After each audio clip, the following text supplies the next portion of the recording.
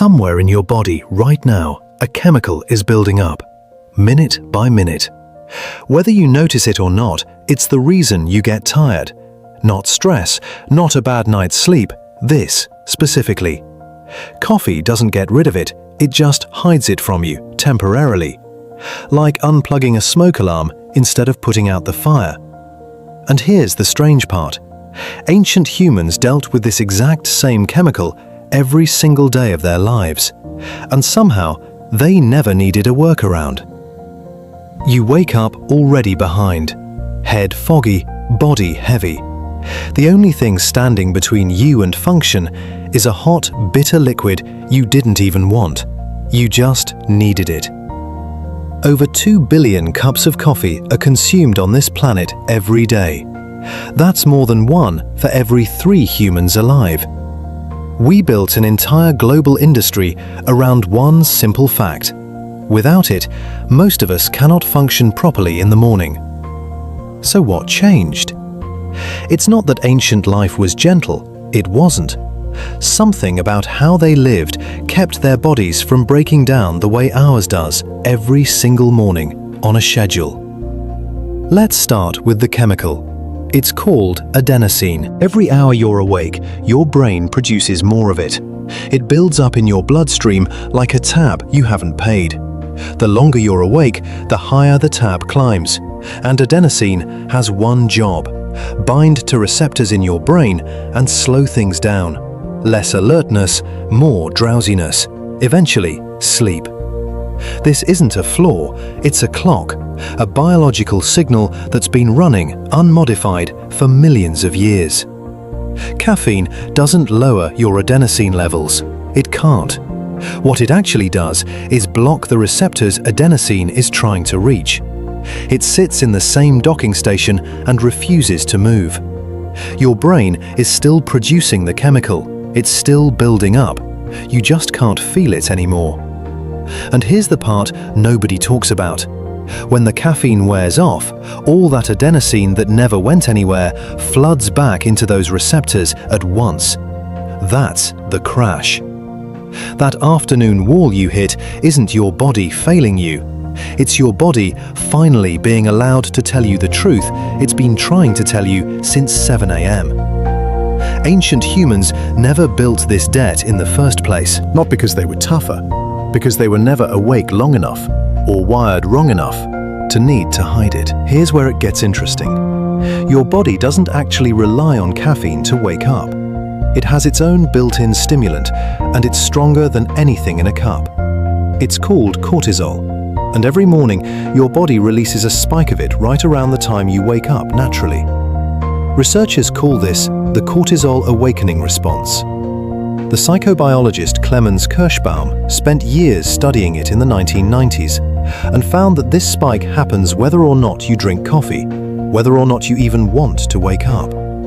It's your body's actual alarm clock, running on a rhythm tied to light. Real light, not a phone screen, not a bedroom lamp. Sunlight hitting your eyes at a specific point in your sleep cycle is what triggers that cortisol spike to fire on schedule.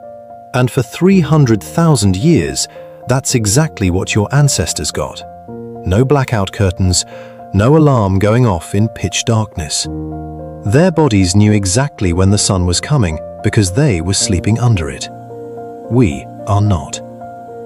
Most of us wake up in darkness, artificial light, or a screen's blue glow at a time that has nothing to do with sunrise. Your cortisol response either fires at the wrong time, fires too weakly, or doesn't line up with when your body actually needs it. So you reach for something external to do the job your own biology used to do for free. But here's what's wild about that.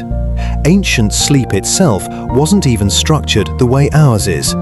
The historian A. Roger Ekirch spent years digging through pre-industrial court records, diaries, and medical texts, and found something almost nobody expected. Before artificial light became widespread, most people didn't sleep in one solid block. They slept in 2 phases. A first sleep, a waking period in the middle of the night lasting an hour or more, and then a second sleep until morning. That waking window wasn't insomnia, it was normal. People used it to pray, think, talk quietly with a partner, or just lie there in the dark. Ekirch found this pattern referenced so often in historical records that he concluded it was the default human sleep architecture for most of history, before electric light rewired it out of existence. Two things happened when we eliminated that. First, we compressed our rest into a single unbroken block that our bodies were never fully built for. Second, we extended our waking hours deep into the night, which means more hours awake, which means more adenosine building up before your next chance to clear it. You're not just sleeping less, you're sleeping wrong structurally and generating a bigger chemical debt than your ancestors ever did in their entire day. And it goes deeper than sleep and light. Movement mattered too. Ancient humans didn't sit still for 8 hours and then expect their bodies to snap awake. Physical activity, walking, working, moving through the day, keeps your circadian rhythm and your adenosine clearance cycling properly. A body that moves regularly processes that chemical buildup differently than a body that goes from bed to chair to bed again. We removed the movement and kept the exhaustion. Diet plays its part as well. A modern breakfast loaded with refined sugar spikes your blood glucose and then drops it hard an hour or two later, creating a second, entirely separate kind of tiredness that has nothing to do with adenosine at all. Ancient humans weren't eating anything close to this. Their energy crashes, when they happened, weren't manufactured by their own food. So really, what you're calling needing coffee isn't one problem, it's three.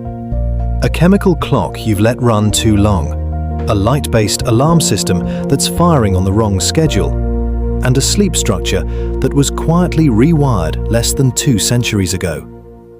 Coffee doesn't fix any of them. It just mutes all three at once for a few hours until they all come due together. Ancient humans weren't superhuman. They got tired too, but their tiredness matched their day. It showed up when it was supposed to, and it left when it was supposed to, because every system responsible for it was still running on the schedule it evolved for. We didn't evolve past that system. We just built a world that ignores it, and then invented a drug to keep the ignoring from being noticeable. Somewhere in your body right now, that same chemical is still building.